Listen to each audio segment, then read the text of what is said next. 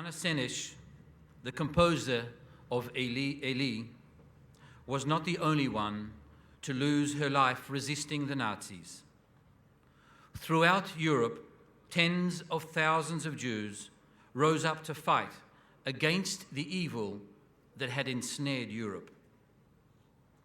We now turn our attention to the story of Hugo Lowy and one act of spiritual resistance that took place only a few meters away from where we now stand, near the boxcar, on the spot to where so many Jews from all over Europe were forcibly transported, never to return. His exceptional story of spiritual heroism only came to light in recent years through a chance encounter, as you will see in the following video.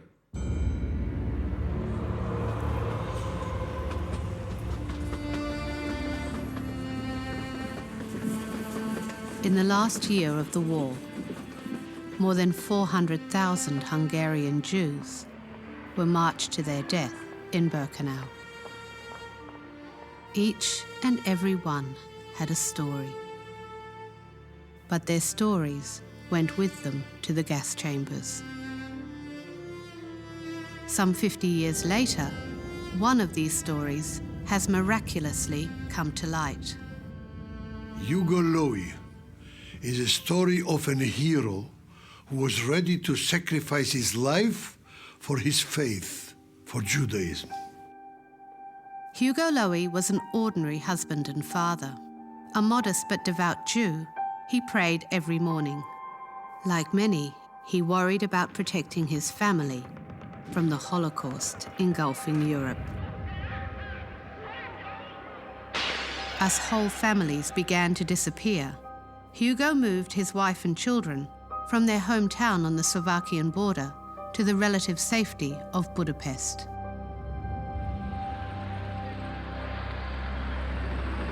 But their fragile world crumbled in March 1944 when the Nazis invaded. And the fear that gripped all of us of what's going to happen to us was kind of indescribable. It was all internal. Nobody screamed or cried, but the fear of what's going to happen to us. The next day, Hugo went alone to the Budapest train station, hoping to find a way to get his family out. He was never seen again.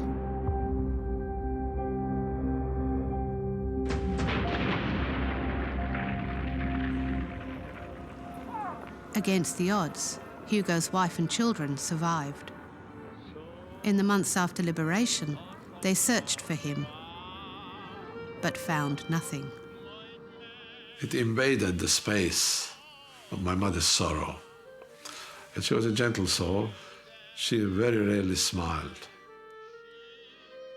Hugo's wife died, never knowing what had befallen her husband. Then, in 1991, a chance meeting on the other side of the world brought a witness. Maya Lowy was no relation. But like Hugo, he'd gone to the Budapest train station on March 20, 1944.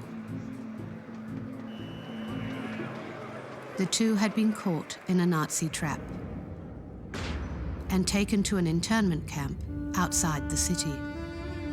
My father told me that Hugo was kind of a leader. He was a real inspiration to the people that were there.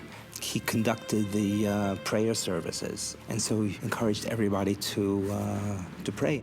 Hugo's faith sustained them as they were herded into wagons without food or water, the first transport of Hungarian Jews to the death camps.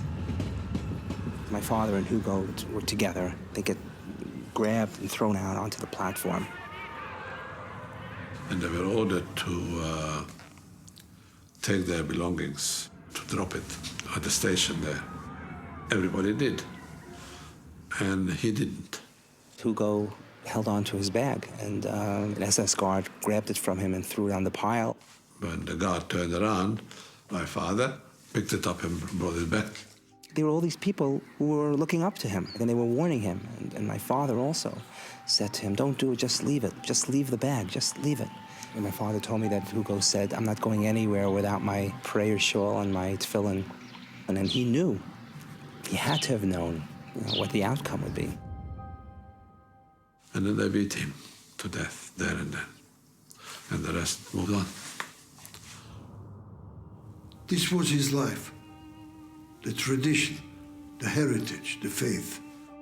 His belonging to the community of the Jewish nation was concentrated in those tefillin, in this bag.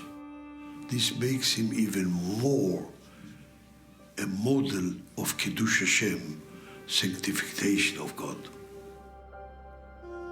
Almost 500,000 Hungarian lives were erased from history under these grey skies. But it would take many years to find a monument to help mark this tragedy. An original wartime wagon, restored by Hugo's family and returned here in a private ceremony.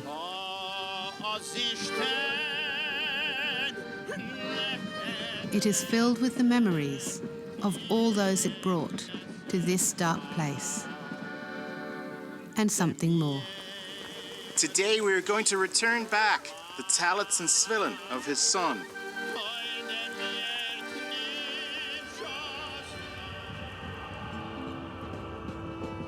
The Nazis didn't declare only a genocide against the Jewish people.